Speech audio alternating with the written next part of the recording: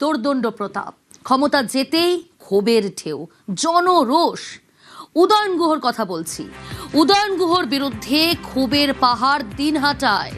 গতকাল দিনভর জনরোষ, জনতার আক্রোশের ছবিটা দেখা গেল। প্রাক্তন মন্ত্রীকে যখন আদালতে আনা হয় তার অনেক আগে থেকেই শুরু হয় জমায়েত। প্রিজন ভ্যান ঢুকতেই শুরু হয় চোর চোর স্লোগান, সঙ্গে যথেচ্ছ ডিম, ছোড়া হয় জুতো, আর সামলাতে হিমশিম খায় পুলিশ। কেন বলছি? স্টেশন থেকে স্বাস্থ্য পরীক্ষা করাতে আনতে যে মহকুমা হাসপাতাল দিনহাটায় 500 মিটারের দূরত্ব, আর এই 500 মিটার দূরত্বেই উদয়ন গুহকে আনতে রীতিমতো হিমশিম খেতে হয় পুলিশকে। জনতার যে রাগ, যে ক্ষোভ, সেই ছবিটাই আমরা দেখলাম গতকাল দিনভর। শেষমেশ হেলমেট পরে ভ্যান থেকে নামাতে হয়, প্রিজন ভ্যান থেকে নামাতে হয় উদয়ন গুহকে স্বাস্থ্য পরীক্ষা করাতে পুলিশকে। এই ছবিটা দেখতে হলো। তৃণমূল জমানায় দিনহাটার দোর্দণ্ড প্রতাপ নেতা উদয়ন গুহ, প্রাক্তন উত্তরবঙ্গ উন্নয়ন মন্ত্রী, তাকে মুখ ঢেকে হেলমেট পরে প্রিজন ভ্যান থেকে নামতে হচ্ছে।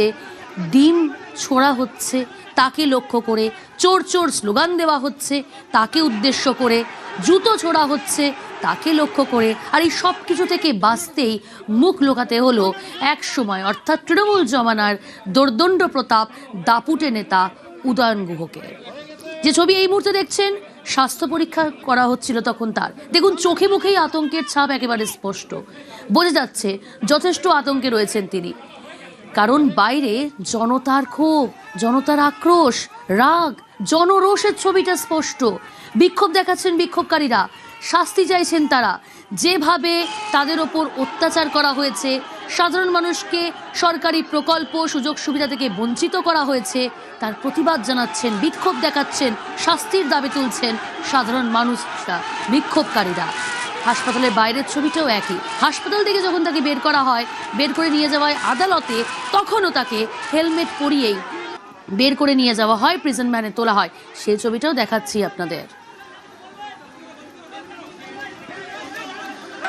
এখানে থাকতেই না পারে, দিনহাটার মুখে দিনহাটা জ্বালাই দিচ্ছে, দিনহাটার লোককে সর্বশান্ত করে দিচ্ছে, টোটাল দিনহাটাকে জ্বালাই আগুন জ্বালাইছে, অনেকে কেসে ফাঁসাইছে, গাজার কেসে, পিস্তলের কেসে।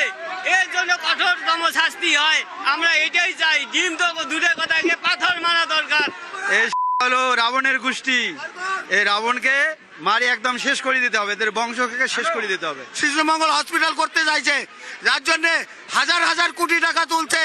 3 লক্ষ টাকা তুললে পরে 10,000 টাকা স্লিপ দিছে, বাকিরা চাইলে পরে তাদেরকে বলছে, বন্দুক দেখাইছে। আমার বাড়ি ভাঙছে 4 বার, ছেলে মেয়েকে নিয়ে জঙ্গলে লুকাইছি। সমস্ত মারোয়ারিদের কাছ থেকে কোটি কোটি টাকা তুলছে। এই উদয়ন গুহর আমরা শাস্তি চাই, ফাঁসি চাই, একে ফাঁসি দিতে হবে।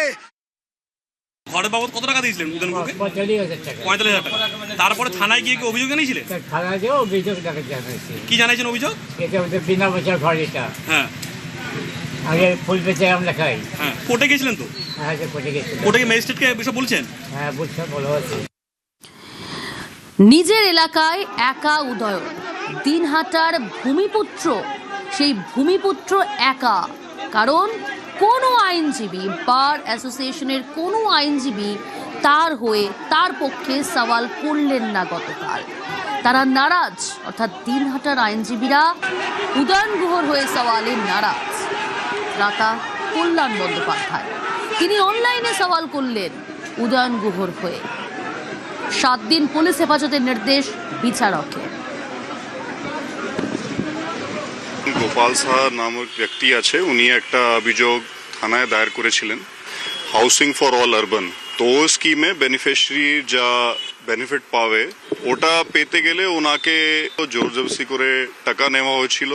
এরকম বহু বেনিফিশিয়ারি আছে এইভাবে, যার কাছ থেকে বেআইনি একটা ইলিগাল কালেকশন হয়েছিল।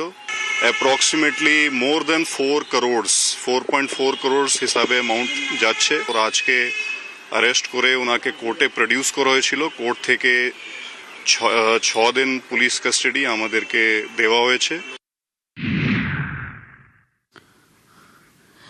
গ্রেফতার হতেই উদয়ন গুহর বিরুদ্ধে ক্ষোভের পাহাড়। তোলাবাজি থেকে হুমকি, ক্ষমতায় থাকাকালীন উদয়নের বিরুদ্ধে ভুরি ভুরি অভিযোগ, আর গ্রেফতার হওয়ার পর সেই ক্ষোভই ঠিকরে বেরোচ্ছে। কোর্টের বাইরে জমায়েত থেকে উদয়নের প্রেজেন্ট ভ্যান লক্ষ্য করে জুতো, ডিম, চোর চোর স্লোগান, আলিপুর কোর্ট চত্বরেও ডিম খেলেন তিনি। উদয়ন গুহ গদ্দার, একটা সময় উদয়ন গুহকে কোট আনকোট গদ্দার এইভাবে অভিহিত করা হতো। কেন? তার পিছনে একটা বড় রাজনৈতিক ইতিহাস আছে। দিনহাটা, উত্তরবঙ্গের দিনহাটা, এই দিনহাটা নামের সঙ্গে জড়িয়ে রয়েছে এক বিশিষ্ট রাজনীতিবিদের নাম, জনপ্রিয় রাজনীতিবিদ কমল গুহ, যিনি ফরওয়ার্ড ব্লকের 8 বারের বিধায়ক। যে কমল গুহর জন্য ফরওয়ার্ড ব্লক এমন একটা উচ্চতায় যে সিপিআইএম এর দুর্দণ্ড প্রতাপ সিপিআইএমও সে সময় সেই শরিকের দিকে চোখ তুলে তাকাতো না। তার কারণ কমল গুহ সেখানকার মানুষের জন্য 3 বিঘা করিডোরের জন্য তিনি রাজনীতি করে গিয়েছেন।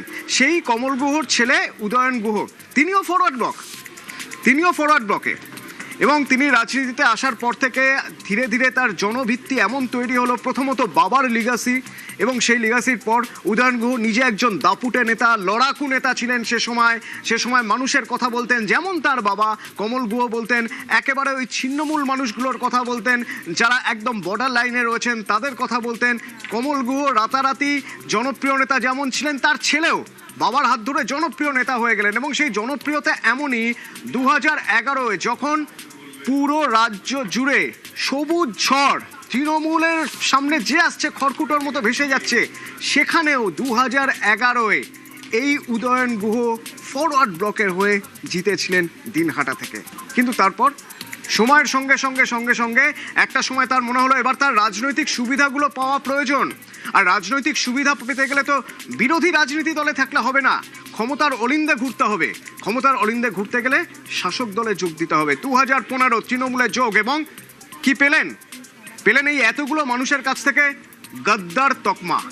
রাগ সেই দিন থেকে, মানুষের রাগ সেই দিন থেকে। তারপরে তারা জানতেন যে উদয়ন গুহ যখন রাজনৈতিক স্বার্থের কথা ভেবে তৃণমূলে যোগ দিয়েছে, তাহলে সেই স্বার্থের কথা ভেবেই তিনি যা তাই করবেন, যা তিনি এতদিন ধরে করে এসেছেন।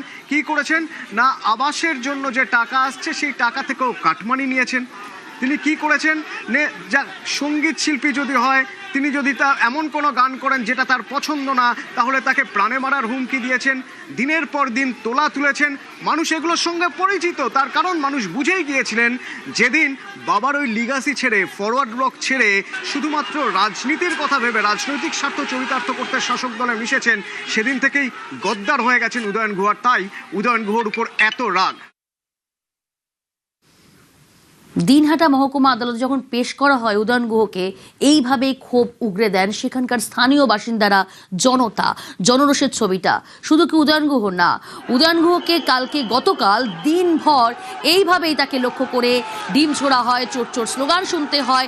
সে যখন ওকে মহকুমা হাসপাতালে যখন নিয়ে যাওয়া হয় উদয়ন গুহকে, তারপর সেখান থেকে যখন নিয়ে যাওয়া হয় দিনহাটা মহকুমা আদালত, সেখানেও কিন্তু একই ছবি।